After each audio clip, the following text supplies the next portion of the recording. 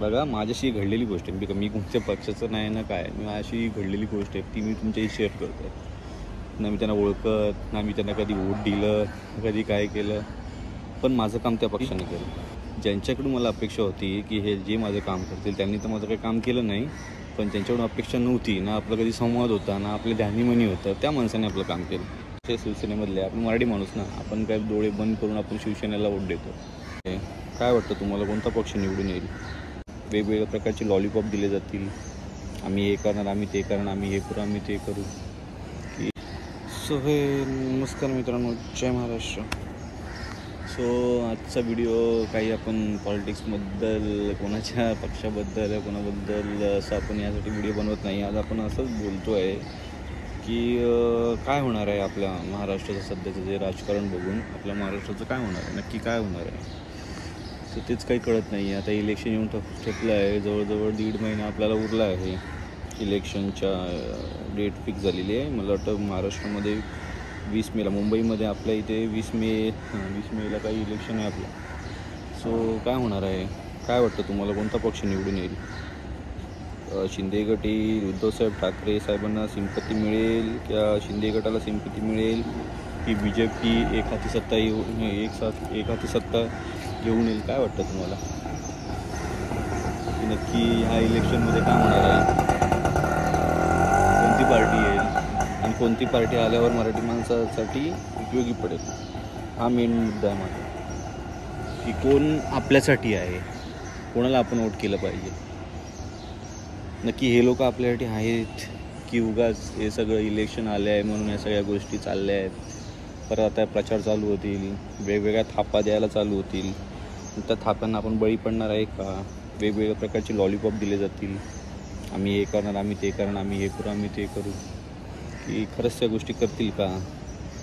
आतापर्यंत जेवढा आपण आपल्या वयाप्रमाणे आपण जे बघितलं आहे, या लोकांनी जे आश्वासन दिले ते आजपर्यंत त्या लोकांनी पूर्ण केली आहेत का फक्त इलेक्शन आल्यावर थापा देतात हे लोक, नंतरला इलेक्शन झालं की पुढे विसरून जातात. मग कोण आमदार, कोण काय, मग आपण यांच्या चक्रा खावा. आपलं काही काम असेल, कोणत्याही गोष्टीचं काम असेल, BMC रिलेटेड, आपण यांच्याकडे जातो. या आपल्या गोष्टी पूर्ण करतात का? बघा, मला सर्वसामान्य, मला ॲक्च्युली माझ्याबरोबर एक असा इन्सिडेंट झालेला, तुम्हाला मी सांगतो. बघा, आपण तर कोणत्या पक्षाचा नाही, आपण एक मराठी माणसासाठी, कोणी आपल्याकडे गरिबांसाठी बघतो आहे, कोण काय करतं आहे, त्यासाठी फक्त मी व्हिडिओ बनवत आहे. मला ना कोणाच्या पार्टीशी लेणं देणं आहे, ना कोणाशी लेणं देणं आहे. सो माझ्यावर एक असा इन्सिडेंट झालेला. मी पण आमच्या इथे साहेबांची सत्ता होती, शिवसेनेची सत्ता होती, पण आपले ओळखीचे पण बरेचसे असे शिवसेनेमधले, आपण मराठी माणूस ना, आपण काय डोळे बंद करून आपण शिवसेनेला वोट देतो. पण एका टायमाला माझा एक रूम आहे, त्या रूमचं आपल्यासाठी मीटरसाठी आपलं एक काम होतं. म्हणजे आपण नवीनच रूम केलेला, आपली परिस्थिती थोडी ठीकठाक झाली तर आपण एक रूम घेतलेला होता. त्या रूमसाठी आपल्याला मीटर पाहिजे होता, तर त्यासाठी आपण त्याला NOC म्हणजे सेटिंग करूनच होता. तर तुम्हाला माहिती असेलच की कुठल्याही आपण गोष्टीत गेलो तर सेटिंगशिवाय कामं होत नाही. त्यासाठी मला एक लेटर पाहिजे होतं तसलं. सो आपण इकडं स्थायिक आहेत करून, आपण इथे बऱ्याच वर्ष आपण इथे राहतो, त्याचं आपल्याला एक लेटर पाहिजे होतं, एक NOC पाहिजे होती. तशी आपण एक अशाच्या पार्टीकडे आपण गेलेलो, तर त्या पार्टीने आपल्याला सांगितलं आज देतो, उद्या देतो, उद्या ये, परवा ये, असं आपल्याला थापे देत होते. पण आपलं काही काम त्यांनी काही केलं नाही. जे आपण मराठी माणसासाठी लढतो करतो, मराठी माणूस माझा आहे, हे आहे, ते आहे, पण त्या माणसाने केलं नाही. आणि मी ज्या माणसाकडे गेलो ते माननीय श्री सुरेश शेट्टी साहेब होते, आपल्या अंधेरी विभागातले होते. तर त्यांना ना आपली ओळख, ना त्यांनी मला कधी बघितलं, ना मी त्यांना कधी बघितलेलं. बस ते एका मित्राने आपलं सांगितलं की जा तिथे, जा, तुझं काम होईल करून. मी तिकडे गेलो असता मला पाणी वगैरे, चाय वगैरे दिलं, आणि मी माझा प्रॉब्लेम सांगता त्यांनी मला लगेच लेटर बनवून माझ्या लगेच हातात ठेवलं. आणि ते लेटर बनवून मी जाऊन आपल्या ह्याच्यामध्ये लाईट बिलच्या इकडे जाऊन मी ते सबमिट केलं.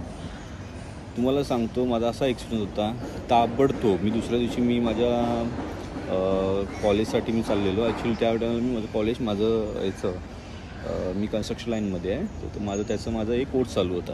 तर त्यासाठी मी कोर्सचं माझ्या टायमिंगवर मी चाललेलो. मी जस्ट स्टेशनला पोचलो आणि मला कॉल आला की आम्ही आलो आहे तुमचं कनेक्शन करायला. बघा माझ्याशी घडलेली गोष्ट आहे, मी कोणत्या पक्षाचं नाही ना काय, मी अशी घडलेली गोष्ट आहे ती मी तुमच्याशी शेअर करतो आहे. ना मी त्यांना ओळखत, ना मी त्यांना कधी वोट दिलं, कधी काय केलं, पण माझं काम त्या पक्षाने केलं.